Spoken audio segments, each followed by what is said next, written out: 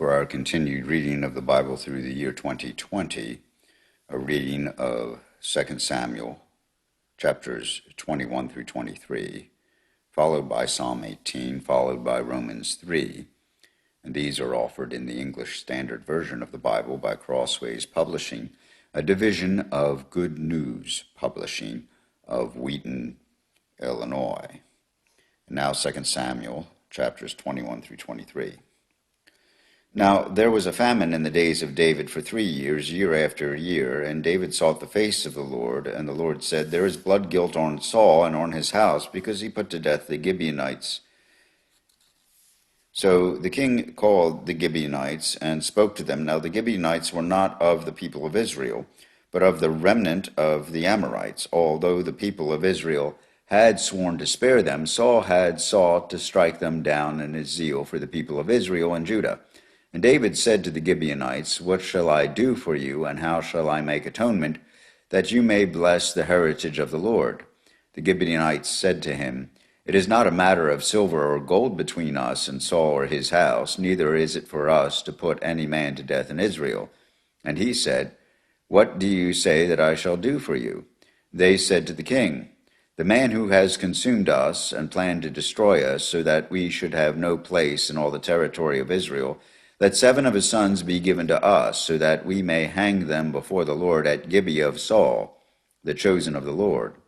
And the king said, I will give them.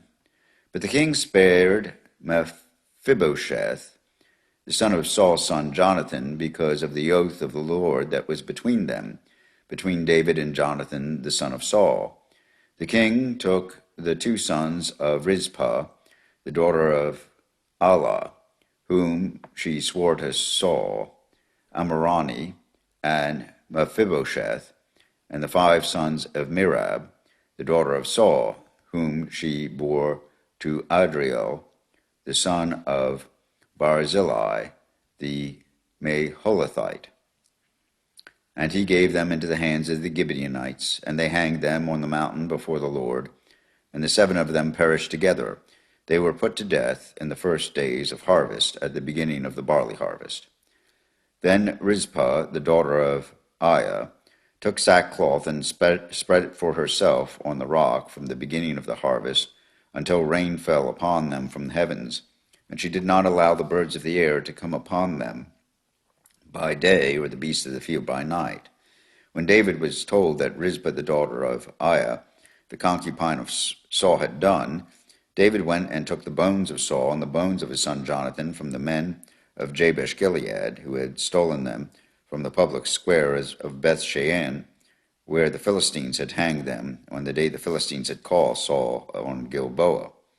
And he brought up from there the bones of Saul and the bones of his son Jonathan, and they gathered the bones of those who were hanged, and they buried the bones of Saul and his son Jonathan in the land of Benjamin in Zelah, in the tomb of Kish his father.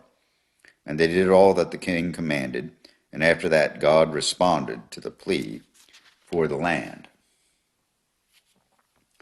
There was war again between the Philistines and Israel, and David went down together with his servants, and they fought against the Philistines, and David grew weary, and Ishbi-Benob, one of the descendants of the giants, whose spear weighed 300 shekels of bronze, and who was armed with a new sword, thought to kill David.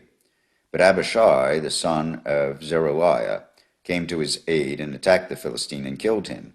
Then David's men swore to him, You shall no longer go out with us to battle, lest you quench the lamp of Israel. After this there was again war with the Philistines at Gob.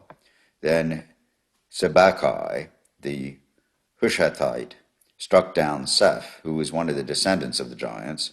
And there was war with the Philistines at Gob. And Elhanan, the son of Jaari-Oregim, the Bethlehemite, struck down Goliath the Gittite, the shaft of whose spear was like a weaver's beam. And there was again war at Gath, where there was a man of great stature, who had 6 fingers on each hand and 6 toes on each foot, 24 in number. And he also was descended from the giants. And when he taunted Israel, Jonathan, the son of Shimei, David's brother, struck him down. These 4 were descended from the giants in Gath, and they fell by the hand of David and by the hand of his servants. And David spoke to the Lord the words of this song on the day when the Lord delivered him from the hand of all his enemies and from the hand of Saul. He said, "The Lord is my rock and my fortress and my deliverer, my God, my rock in whom I take refuge, my shield and the horn of my salvation, my stronghold and my refuge, my Savior. You save me from violence. I call upon the Lord who is worthy to be praised, and I am saved from my enemies. For the waves of death encompassed me, the torrents of destruction assailed me, the cords of Sheol entangled me, the snares of death confronted me. In my distress I called upon the Lord, to my God I called, and from his temple he heard my voice, and my cry came to his ears. Then the earth reeled and rocked, the foundations of the heavens trembled and quaked because he was angry. Smoke went up from his nostrils, and devouring fire from his mouth. Glowing coals flamed forth from him. He bowed the heavens and came down. Thick darkness was under his feet. He rode on a cherub and flew. He was seen on the wings of the wind. He made darkness around him his canopy, thick clouds a gathering of water. Out of the brightness before him, coals of fire flamed forth. The Lord thundered from heaven, and the Most High uttered his voice. And he sent out arrows and scattered them, lightning and routed them. Then the channels of the sea were seen, the foundations of the world were laid bare at the rebuke of the Lord, at the blast of the breath of his nostrils. He sent from on high, he took me. He drew me out of many waters. He rescued me from my strong enemy, from those who hated me, for they were too mighty for me. They confronted me in the day of my calamity, but the Lord was my support. He brought me out into a broad place. He rescued me because he delighted in me. The Lord dealt with me according to my righteousness, according to the cleanness of my hands. He rewarded me. For I have kept the ways of the Lord, and have not wickedly departed from my God. For all his rules were before me, and from his statutes I did not turn aside. I was blameless before him, and I kept myself from guilt. And the Lord has rewarded me according to my righteousness, according to my cleanness in his sight. With the merciful you show yourself merciful. With the blameless man you show yourself blameless. With the purified you deal purely, and with the crooked you make yourself seem tortuous. You save a humble people, but your eyes are on the haughty to bring them down. For you are my lamp, O Lord, and my God lightens my darkness. For by you I can run against a troop, and by my God I can leap over a wall. This God, his way is perfect. The word of the Lord proves true. He is a shield for all those who take refuge in him. For who is God but the Lord, and who is a rock except our God?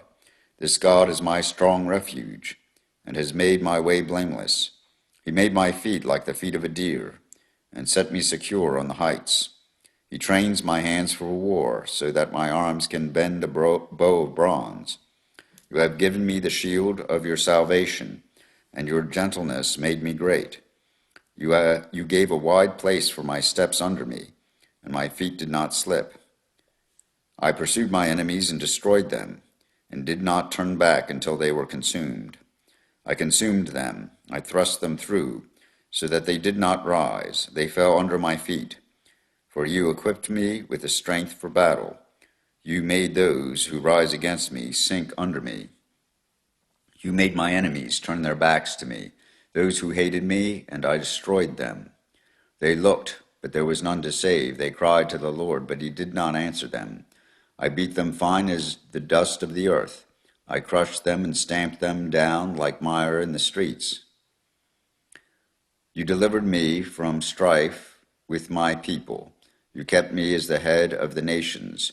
People whom I had not known served me.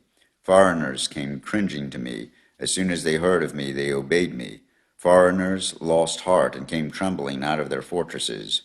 The Lord lives, and blessed be my rock, and exalted be my God, the rock of my salvation.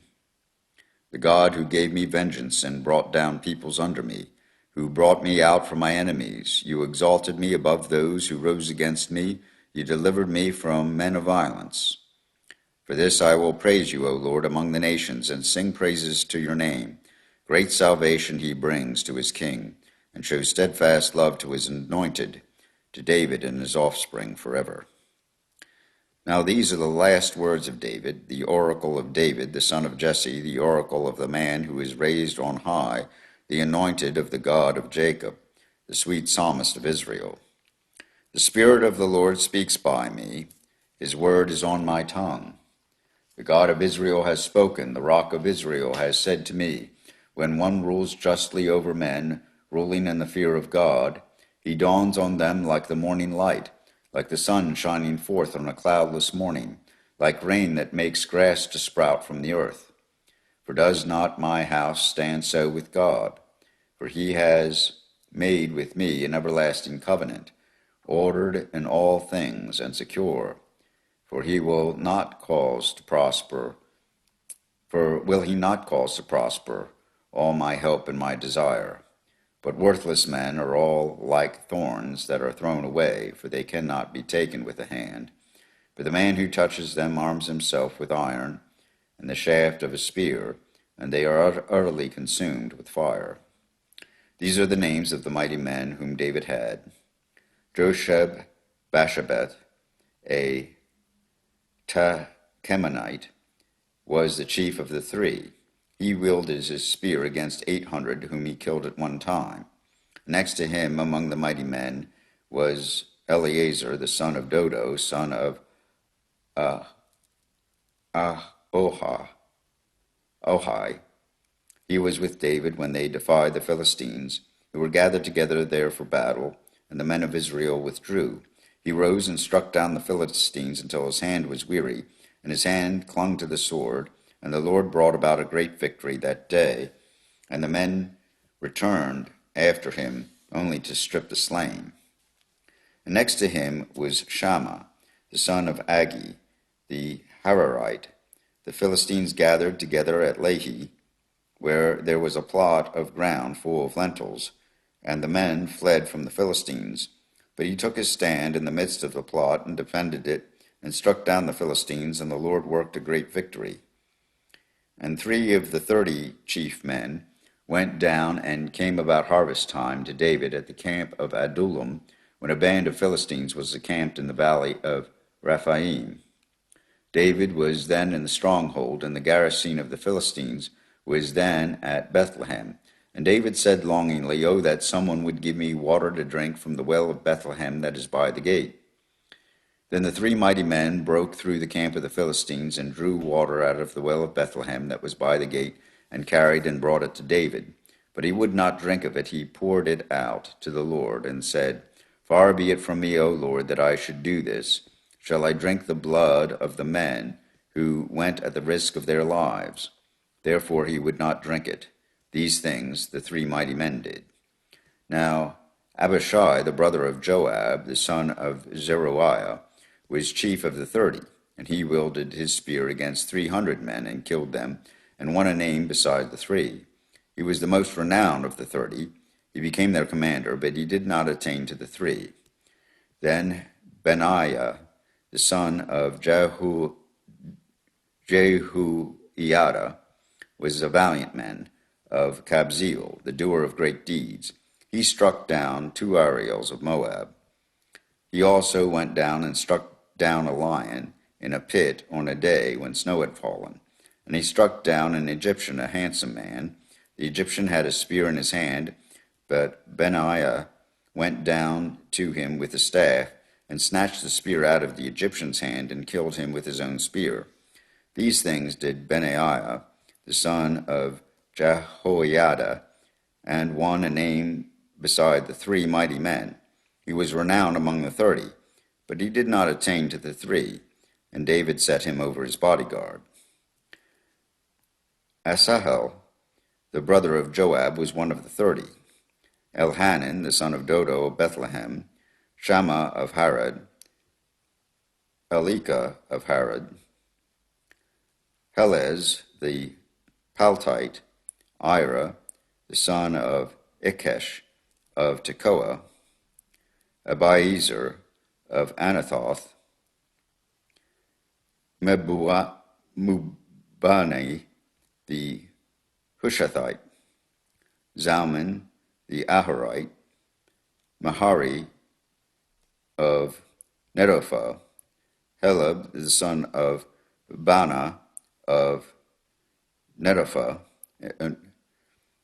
Ittai the son of Ribai of Gibeah of the people of Benjamin, Benaiah of Pirathon, Hiddai of the brooks of Gash, Abi Albon the Arbathite, Asmapheth of Bahurim, Eliabah the Shalbonite, the sons of Jashan, Jonathan, Shammah the Hararite, Ahiam the son of Sharar the Hararite, Eliphet the son of Ahashbai of Makkah, Eliam the son of Ahithophel the Gilonite, Hezro of Carmel, Parai the Arbite, Igal the son of Nathan of Zobah, Bani the Gadite, Zelek the Ammonite, Naharai of Beroth, the armor-bearer of Joab, the son of Zeruiah, Ira the Ithrite, Gareb the Ithrite, Uriah the Hittite, 37 in all. Here ends the reading of 2 Samuel, chapters 21 through 23. Psalm 18. I love you, O Lord, my strength. The Lord is my rock and my fortress and my deliverer, my God, my rock, in whom I take refuge, my shield and the horn of my salvation, my stronghold. I call upon the Lord, who is worthy to be praised, and I am saved from my enemies. The cords of death encompassed me, the torrents of destruction assailed me, the cords of Sheol entangled me, the snares of death confronted me. In my distress I called upon the Lord. To my God I cried for help. From his temple he heard my voice, and my cry to him reached his ears. Then the earth reeled and rocked, the foundations also of the mountains trembled and quaked because he was angry. Smoke went up from his nostrils, and devouring fire from his mouth. Glowing coals flamed forth from him. He bowed the heavens and came down. Thick darkness was under his feet. He rode on a cherub and flew. He came swiftly on the wings of the wind. He made darkness his covering, his canopy around him, thick clouds, dark with water. Out of the brightness before him, hailstones and coal of fire broke through his clouds. The Lord also thundered in the heavens, and the Most High uttered his voice, hailstones and coals of fire. And he sent out his arrows and scattered them. He flashed forth lightnings and routed them. Then the channels of the sea were seen, and the foundations of the world were laid bare at your rebuke, O Lord, at the blast of the breath of your nostrils. He sent from on high, he took me, he drew me out of many waters. He rescued me from my strong enemy, from those who hated me, for they were too mighty for me. They confronted me in the day of my calamity, but the Lord was my support. He brought me out into a broad place. He rescued me because he delighted in me. The Lord dealt with me according to my righteousness. According to the cleanness of my hands, he rewarded me. For I have kept the ways of the Lord, and have not wickedly departed from my God. For all his rules were before me, and his statutes I did not put away from me. I was blameless before him, and I kept myself from my guilt. So the Lord has rewarded me according to my righteousness, according to the cleanness of my hands in his sight. With the merciful you show yourself merciful. With the blameless you show yourself blameless. With the purified you show yourself pure, and with the crooked you make yourself seem tortuous. For you save a humble people, but the haughty eyes you bring down. For it is you who light my lamp. The Lord, my God, lightens my darkness. For by you I can run against a troop, and by my God I can leap over a wall. This God, his way is perfect. The word of the Lord proves true. He is a shield for all those who take refuge in him. For who is God but the Lord? And who is a rock except our God?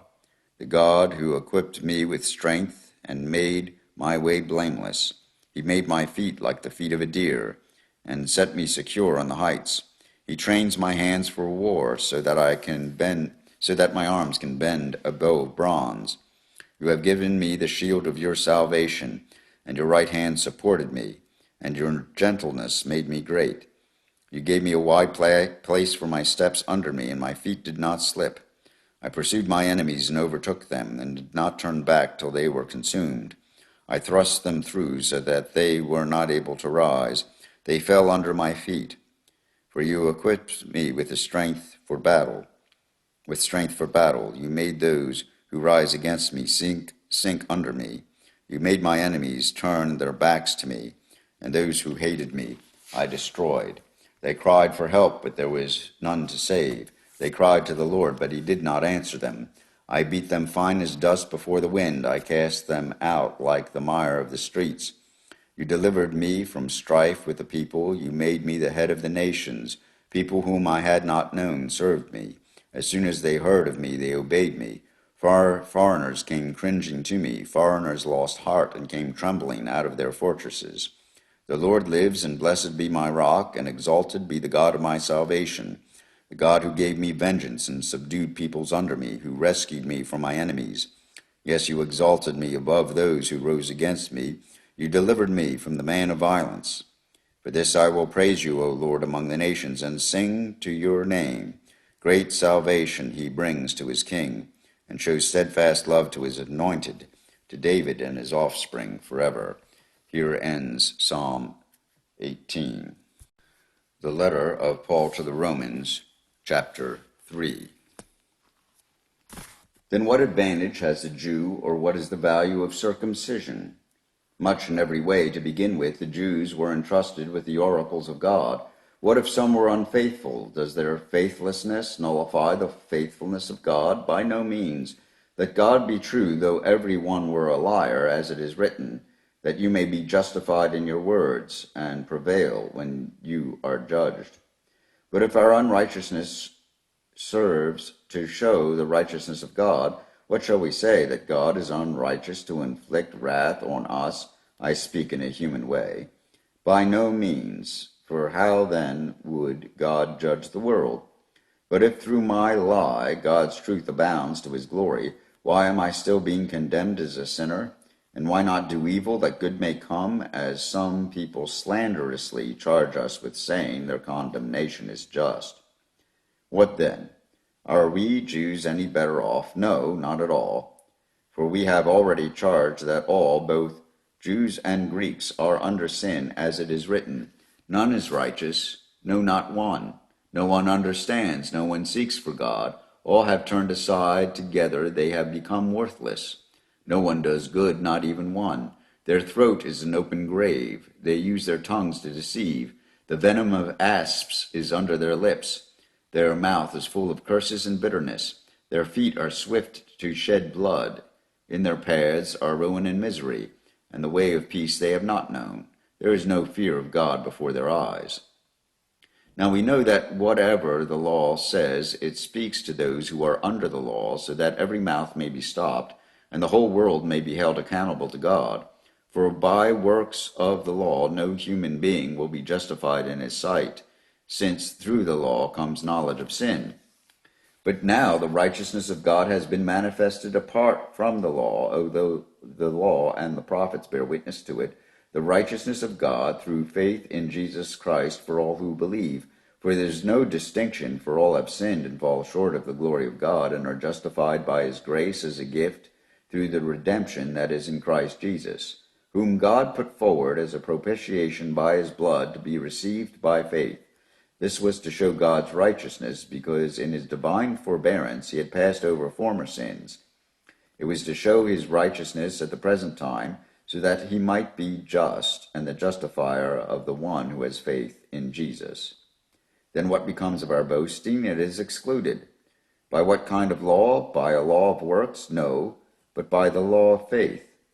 For we hold that one is justified by faith apart from the works of the law. Or is God the God of the Jews only? Is he not the God of the Gentiles also? Yes, of Gentiles also, since God is one who will justify the circumcision by faith and the uncircumcised through faith. Do we then overthrow the law by this faith? By no means. On the contrary, we uphold the law. Here ends the reading of Paul's letter to the Romans, chapter 3, and these readings from 2 Samuel, from Psalms, and from Romans, from the English Standard Version of the Bible by Crossways Publishing, a division of Good News Publishing of Wheaton, Illinois.